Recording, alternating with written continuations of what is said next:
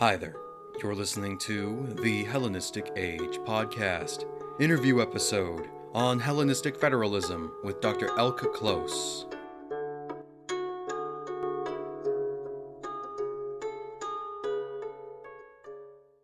Hello, everyone. Today I have with me Dr. Elke Close, an independent researcher and creator of the Hellenistic History blog.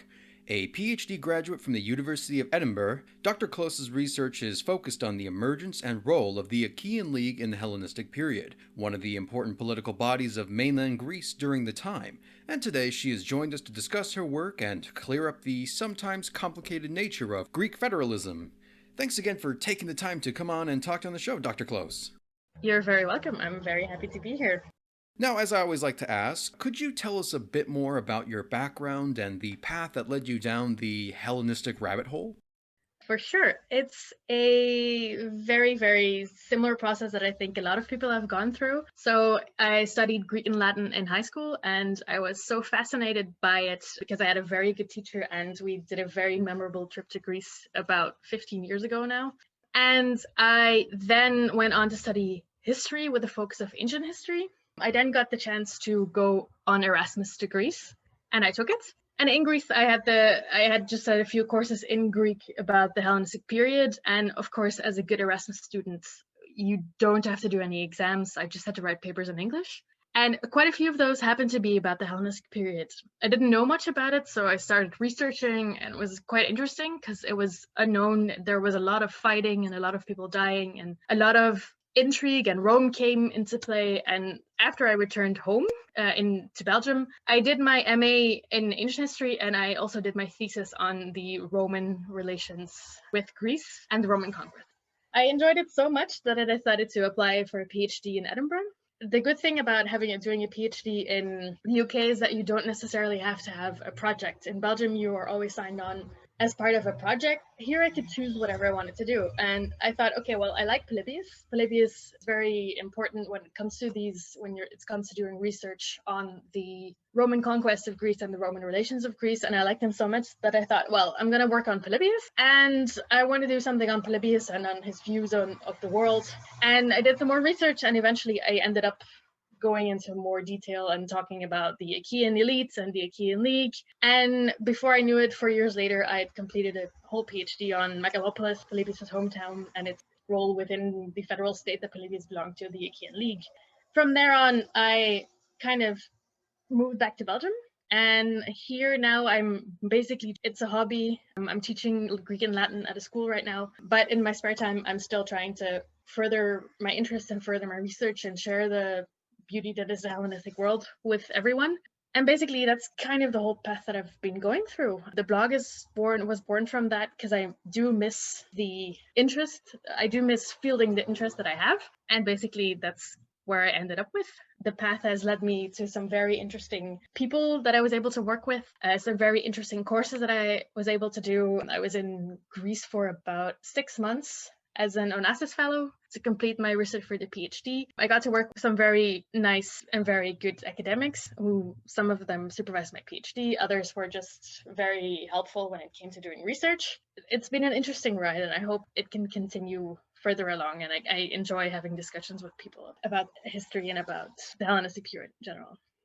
In an age of kings, it is hard to imagine that the Greek polis had retained any sort of relevancy, whether it came to self-autonomy or in the wider politics of the Mediterranean world. Could you elaborate more about the nature of federalism and what led to the rise of groups like the Achaean and the Aetolian League? So when we're talking about federalism in ancient Greece, just like federalism today, it's a very complex term. For a long time, it was considered anachronistic to talk about federalism connected to ancient Greece. But as we know today, there definitely were states that were founded in the same way that we view a federal state, meaning that it has an overarching structure which combines different smaller units, where it be poleis or smaller units such as coal mine, which are farmlands or smaller communities. But the thing that is interesting about Greek federalism is that their Greek federal states were more diverse than most people know. So a lot of people have heard about the Aetolian and the Achaean League and the Amphictyonic League surrounding Delphi, but there are also different states that were formed, such as the Peloponnesian League, which was just formed for military purposes. So if you look at federalism in ancient Greece, it's more diverse than that. Whether these states were founded for religious, political, military reasons, it didn't really matter. What does combine all of them is that they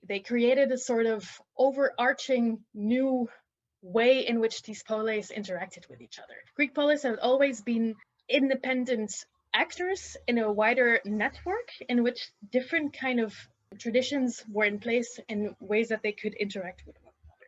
Many of these kind of grew into federations in their own right because it was a good way of creating a sort of shared identity. If you look at the Arcadian League, for example, which was founded at some point in the 4th century by two of the Arcadian cities, Phegea and Mantinea, as a way of protecting themselves against Sparta.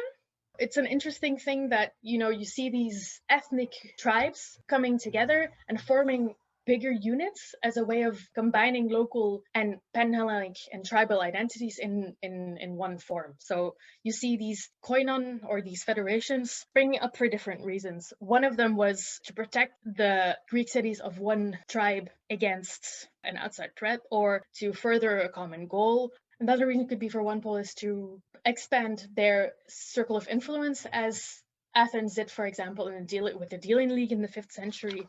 But a common thing here is that we see is that most of these leagues in the Hellenistic period, at least, had been founded because there was a sense of, okay, there's a shared local identity that is bigger than the polis level. And the best way that we can do this to protect ourselves from bigger states such as the Persians or Alexander and Philip is to band together. And you see this happening quite a lot in the Hellenistic period, partly because it was also one of the few ways that a Hellenistic polis could survive in mainland Greece. If you were dealing with these outside big powers such as the Hellenistic kingdoms or later on Rome, if they were connected through a federal framework, it would be easier for them to defend their own interests. It didn't mean that the polis itself didn't survive, but they found a new way of dealing with these kind of outside forces coming in and trying to take control of Greece. So I think that's in a way a good overview of how these polis came to be. There are, of course, federal states that predate the Hellenistic period, and I've already mentioned a few,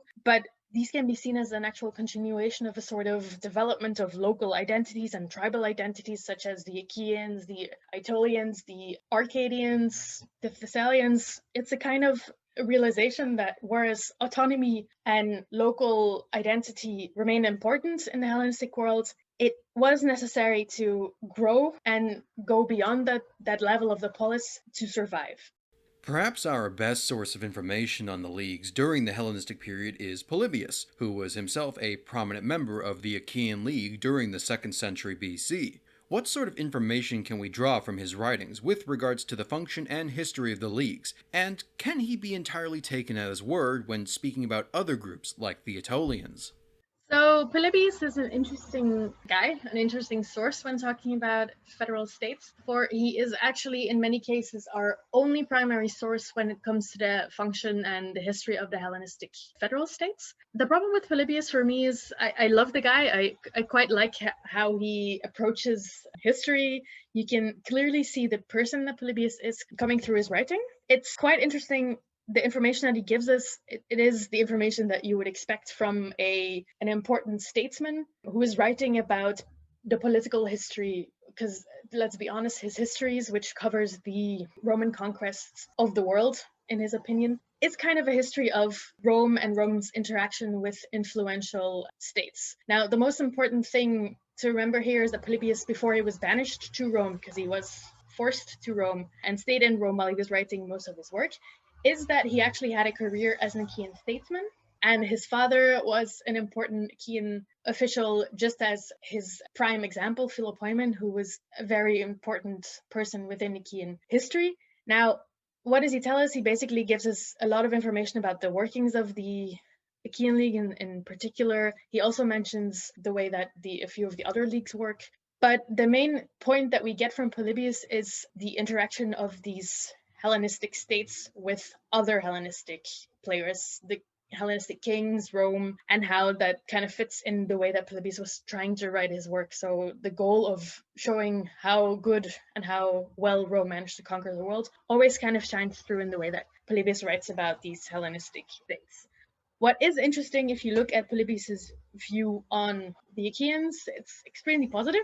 In his first few books, it's the ideal state. There's a famous quote that people always tend to discuss when they're talking about the history of the Achaean League, is that he, in his second book, I think chapter 37 or something, he describes it as being the best of the Hellenistic states because, or of the Greek states, because it was able to unite the entire Peloponnese into one big city where they had the same laws, weights, currency. Of course, this is an exaggeration, and if you look at Polybius's portrayal of the Achaean League in practice later on, it's quite different. You can see that there are problems. The army is not as strong as he makes it out to be. There are other problems with it that I'm not going to go into detail, but it's an interesting idea, and it's not surprising if we kind of take into account that he was an Achaean, he was a patriot before he was banished to Rome. If you compare it to a later portrayal of the League in the years after the Third Macedonian War, he's much more negative. He's a little bit bitchy, I think, also because he was banished to Rome and he was very bitter about that, which influences his portrayal as well. And all of a sudden the League is in decline. The leaders are idiots. They're his political opponents. He doesn't like them. The same with his portrayal of another of the famous leagues, the Aetolians. He doesn't like them. So it's interesting that when you look at Polybius and his whole attitude towards the Aetolians, there's a constant negative idea that they're pirates, they're plunderers, they're like the worst of the Greeks, because at their instigation, the Achaeans were lured into a war with Sparta in the 220s. There's a whole problem there, and he doesn't really have that much good to say about the Aetolians. Now, if you just look at those two examples, then you can clearly see that while Polybius is extremely valuable as a source, there are some problems. His personal judgment comes through, which is not surprising. I mean, if I was to write a history of the things that I was personally involved in, I would find it very difficult to keep my personal judgment out of it. But what you see with Polybius is that you have to be aware that there are personal problems. And I think a lot of people don't realize this, but we have to be aware of it. Even though this source is more than 2,000 years old, there is still a guy behind the source. And I think it's important to stress this. Another issue with Polybius when talking about the leagues is that the history he gives us is good. You know, you can clearly see what they were up to, but his work didn't survive completely. So especially for the years after the Third Macedonian War, it all gets very, very fragmentary, and we don't really have that much material that survives. So it leaves room for a lot of interpretation and a lot of speculation, which is fun to do. But if you want to draw actual concrete conclusions, it's quite a big issue in certain ways. A third thing that I find that is a bit of a pity when you're talking about Polybius is he tends to, as a lot of people did, a lot of ancient historians do, write the history of the elites. So he will try to mention the most important people, the most influential people such as Aratus or Philopoemen, whereas it's interesting, it's good, but if you compare him to the coins, for example, or to the epigraphic records, you can see that this idea of the history of great men is interesting, but if you want to have a more nuanced image about how these leagues functioned, for example, if we look at the actual way that the members of the Achaean koinon interacted with one another, we can glean certain basic informations from Polybius. But we have to go to the epigraphic records, to the decrees, to the boundary disputes to get a better image of how these internal functions of the league actually worked. And for me, it's always good to kind of, when doing research, to look at Polybius, but compare him to whatever else material we've got, where it be coins or if it's a million decrees, I don't know, but it's always nice to compare the two. Especially if I go back to an example I gave before, this idea that the league after the Third Macedonian War was in decline, the Achaean League was in decline. If you look at the epigraphic record, it paints a picture that is entirely different. We still have members that are arguing with one another over boundary disputes. They're going to the federal government to ask for mediation. There are still coins being minted in great numbers. So it's good. Polybius tells us a lot, but there are problems with using Polybius as the source for the Hellenistic koina. Nevertheless, he's still interesting and I still like him. Compared to the top-down and hierarchical model of the Hellenistic kingdoms, the leagues were more democratic in the way that they were organized. How did the leagues function internally when it came to decision-making and arbitration? And did they differ significantly from earlier groups like the Delian League of 5th century Athens or the Peloponnesian League of Sparta? So the leagues were a little bit different than the ones that came before. It's always good to also point out that when we say the more democratic way that they functioned, it's still not the same as the way we see democracy today. Because I have taught history to high school students for a few years now, and they never seem to realize that democracy in Greece was different than it is today. These federal states still had a democratic element, but just like in the polis, they had the same kind of elite leaders that could influence the decisions and the policies of a koinon as long as if they were chosen and if they had enough support. Which is why if you look at the politics of several of these leagues, and again, I'm going back to the Achaeans because that is what I know most about, you can still see that there were internal parties struggling for power, and when one person of a certain political group, maybe party is not the right word, is in power, then these certain elements take priority than when others are. So it's an interesting dynamic to kind of look at. If we're talking about the way that these leagues function generally, it's also good to point out that they kind of had the same institutions as a typical polis, just at a bigger level. So we had a primary assembly in the form of an ecclesia or a local term, because the way that these things were organized also depended on where they were organized or what goal they had or what goal they were formed. But generally speaking, so same institutions as a polis, and they have the primary assembly, which either met through a rotation system. So the primary assembly was accessible to generally all citizens of the member cities or the members in general. And they would either meet in a different city, and that was based on a rotation system that was a part of the federation, or they would meet in one set place. There is this idea that for the Arcadian League, Megalopolis was founded as a capital by the Arcadians. I generally don't believe that this is true, but a lot of scholars have actually thought that this is the case and that the Arcadians specifically founded Megalopolis so that their federation could meet there. So, primary assembly, which meets several times a year. They also had their own law courts, a federal army, and basically also a boule or a synedrion, which is the place for member states to go because they were represented in this. Synedrion is the word that comes back most often when talking about the federal states in the Hellenistic period, where the delegates could decide about any kind of specific meetings that were outside the jurisdiction of the primary assembly. The members also were represented here, but the way that this happened is not very clear because for most of these, we don't have the exact information about how the actual representation functioned. So Polybius mentions, for example, a whole lot of information about the different institutions of the Achaean koinon, but we don't really know how they were actually organized. And at the head of these federal states mostly were a whole bunch of magistrates. For example, for the Achaean and the Aetolian League, you had the strategos. The strategoi there were one or two, depending on when you're talking about, and they were chosen every year. Then there were also a few specific magistrates depending on the function they had. There were nomographoi. There were also damiurgoi, who were specifically in the Achaean sense designed to arbitrate between boundary disputes or between disputes between two states. In the Aetolian League, you had, for example, a secretary. So there's a whole bunch of magistrates at the top of these federal institutions. So they were always chosen from members of the league. And it proved for a lot of these statesmen or a lot of these citizens an interesting career path. They were generally one or two and were mostly chosen for a year. A lot of these leaders appear also on decrees, so we know their names. That is interesting if you're doing research, because you can kind of see, okay, who came from where and what does this tell us about the internal balance of power between the different states.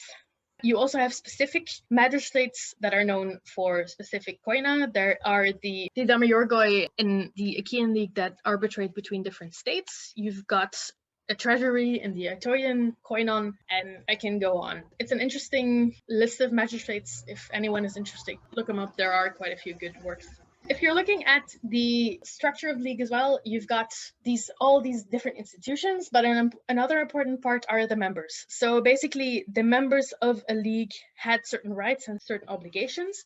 But what you can see in the biggest part of these federal states is that for most of them, these members had a certain degree of autonomy. So they could function like a normal polis, and they had the freedom to do so. In addition to that, they were still part of the federal states, so they had to contribute to the federal army and the federal treasury. But because they had their own autonomy, they could also continue, in many cases, to mint their own coinage in addition to minting federal coinage. They also had the right to be represented in the federal institutions, such as the Synedrion, or like the Boule, or the primary assembly. They had the right to compete for federal magistracies and stuff like this. So you can see that these federal states had the federal level, but also the member states that still had their own rights in many of the Hellenistic koina. I'm not saying this was the case for all of them, but for the ones that I'm most familiar with, they had this kind of local autonomy that these poleis could still have. What you also have is, if you look at a different type of federal states, for example, the Delian League and the Peloponnesian League, as mentioned at the start of the question, there's a difference because those were basically just a continuation of one big polis that used these leagues as a sort of way of usurping the power and extending their sphere of influence. When you look at the biggest federal states of the Hellenistic period, it's a much more democratic way in saying this, an equal organization in which cities at the start of the same ethnic background, so the same tribe, as mentioned before, like Aetolian, Thessalian, whatever, they could cooperate with one another and formed a league that was based on equal footing, not where one of them had the power over the others and used it for their own gains, but more a cooperation of different states. Did the formation of these groups radically affect the political landscape of the 3rd and 2nd centuries? How did the Hellenistic dynasties respond to this united front of cities that had been under Macedonian subjugation since Philip and Alexander almost 100 years before? So this is an interesting question because it's always a difficult thing for me to think about, because when I'm doing the research and when I look at these things, I always look at it from the point of view of the federal states. So I never thought about looking at it from the other point of view. But what I have realized in doing the research is basically that these Hellenistic kings in particular were intrigued by the federal states of Greece. You can clearly see that the Greek states were attractive to the Hellenistic kings, especially because when Philip II starts his conquest of Greece, he forms the first Hellenic League, or the League of Corinth. I wasn't that familiar with it at first, but what you kind of see is that he wants to unite the Greeks into this league with him at the center of it as hegemon. And what I've come to realize is it's an interesting thing because he kind of uses it as a way of controlling the Greeks without actually infringing on their idea of autonomy and freedom. Because if there's anything we can say about the Greeks throughout their history, is that they love their freedom. They love to be independent, and what Philip does is, it's a good thing that he unites them in a league that still has this idea of, okay, we're all going to cooperate together, because the Greeks were kind of familiar with federal states. There are several examples that date to the classical and the archaic periods. So the fact that he makes an effort to combine the Greek cities into a Hellenic league, or the League of Corinth, is an interesting thing. Why am I mentioning this now? Because it's a good way of starting and a way of looking at how do kings interact with leagues. This idea continues, and the Antichonids in general are, up until Philip V, quite good at trying to interact with the Greeks. They realize the importance of the Greeks in their bid for power and their conquest of controlling Alexander's empire. As some of you may know, the League of Corinth evaporated and it was kind of resurrected by another of the Antigonid kings, Antigonus Monophthalmos and his son Demetrius, Poliorcetes. And what they do is they found their own version of the League of Corinth, in which they continually try to unite the Greeks with the Greek freedom and this idea of, okay, well, we have the power over you now, but you still have your own autonomy. You see this again with the last attempt. So there are 3 attempts of Antigonid kings trying to, or 2 attempts if we don't count Philip II as an Antigonid king, of the Antigonids interacting with the Greeks via the creation of their own Hellenic League. Antigonos Doson tries this again, but actually at the request of several of the Greek states, which is an interesting switch. And all of these, again, in these 3 examples, the king is the hegemon. You see that the Greeks have varying degrees of autonomy. The main reason why they agree and accept it is that it's packaged in a way that, okay, well, you're part of this federal state now, but you guys can remain free. I think in many ways it's a kind of like a peacekeeping tool. Because if these Hellenistic kings, especially the Antigonids, were to march into Greece and try to control them in the way that they did in several other areas, it would be instant riots. It's a very interesting way of connecting with the Greeks. Aside from that, did it alter the Hellenistic landscape?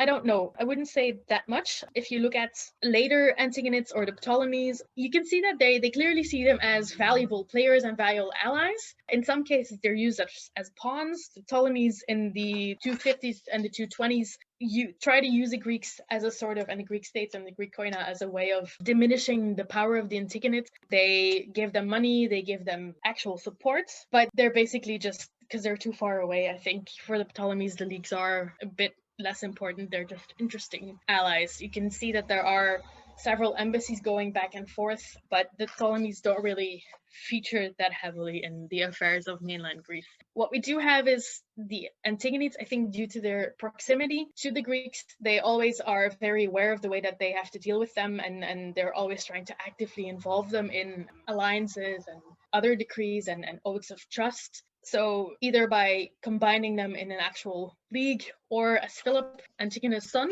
he loosely interacts with them, gives them more of a leeway, which kind of turns against him when the Greeks choose Rome.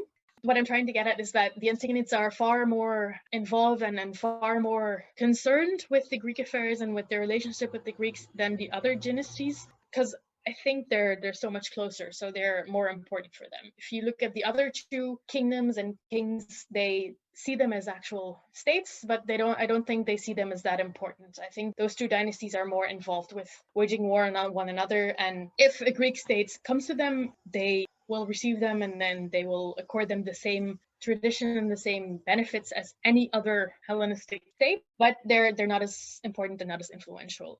But then again, if they can be used for achieving their own goal, then they will gladly take advantage of that chance, as Antiochus the Great did when the Aetolians came to him to ask for help against Rome in the Syrian War. So you can see that these states are important for some of the Hellenistic kings, but not for all of them, but they were accorded the same kind of status as any other small player in the Hellenistic world.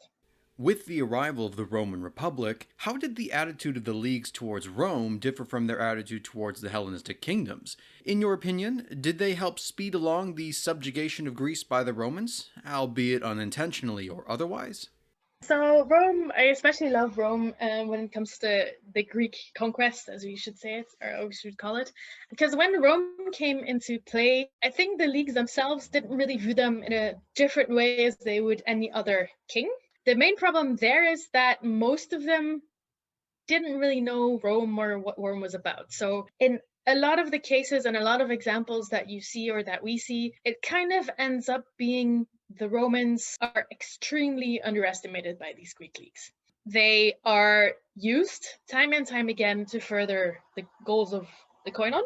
The problem was that when Rome was able to defeat a few of the big Hellenistic kingdoms, when Rome was able to beat Philip V, at that point, the Greeks should have realized, okay, well, look, there's something special about the Romans, but I think they didn't realize this, and that causes a lot of problems later on. Also, from the Roman side, the fact that they were happy to be involved in the Greek affairs, but then were also uninterested at moments, didn't help this kind of misunderstanding and underestimation of the Romans by the Greeks.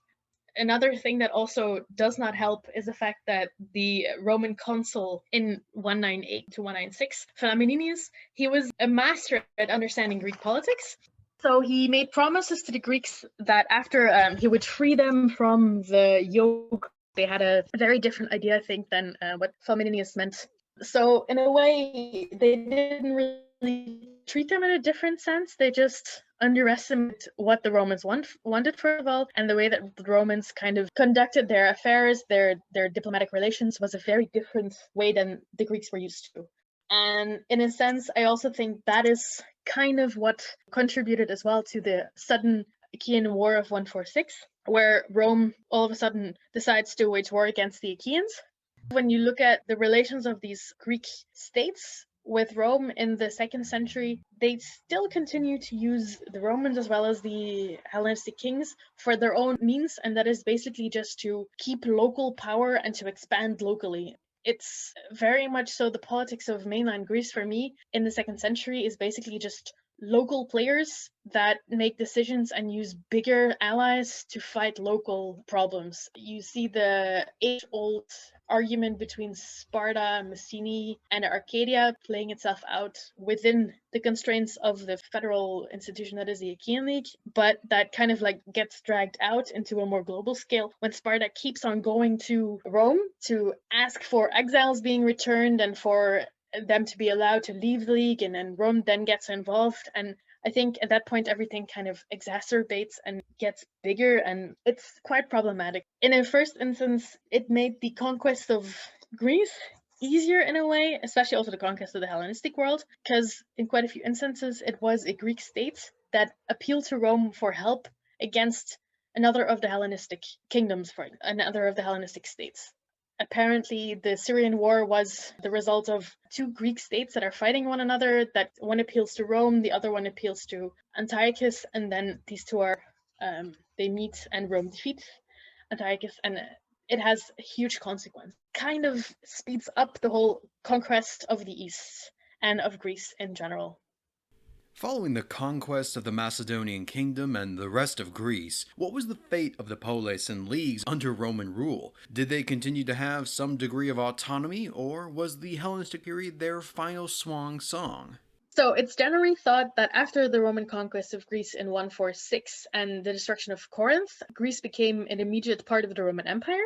In first instance, nothing radical changed. A lot of cities were destroyed. We have Polybius telling us that he helped with the reconstruction of many of these cities and polis. What he does is he acts as a go-between, according to himself, and between the two peoples. He helps the Greeks rehabilitate and get used to being under Roman control. The fate of the koina is an interesting one. In most cases, they cease to exist as we know them, so as the big Hellenistic superpower might not be the right word, but as the bigger Hellenistic organizations that we know, and they live on in smaller forms. There are quite a few inscriptions in Olympia that mention the League of the Achaeans and that are dated well into the Roman period. So it's clear that some of these leagues, the Aetolian League as well, survived, albeit in smaller forms. And as I remember correctly, especially some of them are just for religious purposes. So these states still exist, but not in the same big and independent way as they had done before. They still had the same several political institutions, but the Romans made sure that it was a different koinon or a different federation than that of the Hellenistic period. Your website, the appropriately named Hellenistic History blog, is about just that. If listeners were interested in checking it or any of your social media platforms out, what sort of topics do you cover, and what are some of the best ways for them to get access? So the main thing that people should look at is, of course, the website, but the whole thing started out as actually just an Instagram account, and I post daily on the Instagram account, which is just at Hellenistic History. There are tons of quizzes that I post in the stories. I also do polls and different things, and I'm starting to get into like videos and reels, which is entirely new to me because I like writing more. It helps me structure my thoughts. So definitely start with the Instagram account if you have Instagram. If not, head on over to the website. On the website, you find a lot of different blog posts on a variety of topics. Most of them are constrained to the Hellenistic worlds, but as you see also when you go onto the Instagram account, I also like a good Greek pot or a coinage or just a general statue that I've come across, because most of these pictures that I post on Instagram are of past visits that I've done to musea or when I was traveling in Greece for research. Again, Instagram accounts, but also the website, HellenistiChistory.com. It has a section on the blog, but also there's this thing I did a few months ago, or almost a year ago now, where I had a whole Hellenistic hero, because I thought, okay, Alexander the Great is the perfect example of the best Hellenistic hero, but if you had to choose a second person, who would it be? So you can still find the results of that there, and you can still have a look at some of those more well and lesser well known individuals from Hellenistic history that we kind of talked about. There are also a few games that I designed, because in my free time I also like to do some drawings. There's a game, kind of my own version of werewolves, where you are a group of Spartans that have to discover the Athenian spies. It's set during the Peloponnesian Wars. There's also a Greek god memory game that you can download, and I'm currently working on two things as well that are going to be appearing soon, which is a ancient history would you rather game, because I did that a few months ago on the Instagram and it had a few very, very nice results. So I'm designing cards for that as well. So you can play it with friends and family and or students, I don't know, for people who teach. And the main thing I'm working on now is a coloring book about ancient Greece for adults and children, which hopefully will appear sometime later this year. So that's kind of the website. There's also Drawing Ancient History, where I share my drawings, but you can find all of that on the Instagram account. And I'm also on Facebook and Twitter quite recently, but I found Twitter very difficult to crack. But both of those are also just Hellenistic history. So if you want to learn it more about anything related to the Hellenistic world, go to the website www.hellenistichistory.com or follow me on Instagram, Hellenistic History, or Facebook and Twitter. And maybe a last thing to mention as well is upcoming series for the blog as well are Hellenistic cities. And as a result of this as well, federalism in the Hellenistic world. So we're going to look at different Hellenistic states. So if you enjoyed this, definitely head on over to the website in the coming weeks, because a lot new things will be posted on there. Now, I'll make sure to include all the links to the social media pages we've mentioned and to the website itself, where you can find all the articles that Elke mentioned. And honestly, I think this is a fantastic place to end our discussion, and I thank you so much again for joining us on the show and bringing to light what I find is a challenging subject, and I'm sure many of my listeners agree. So thank you so much again for making it a little bit more digestible for us. Thank you very much for having me. I really enjoyed being here, and I enjoy listening to many of the other episodes, so keep them going. Certainly do. And in the meanwhile, for the rest of you, thank you very much. And you've been listening to the Hellenistic Age Podcast.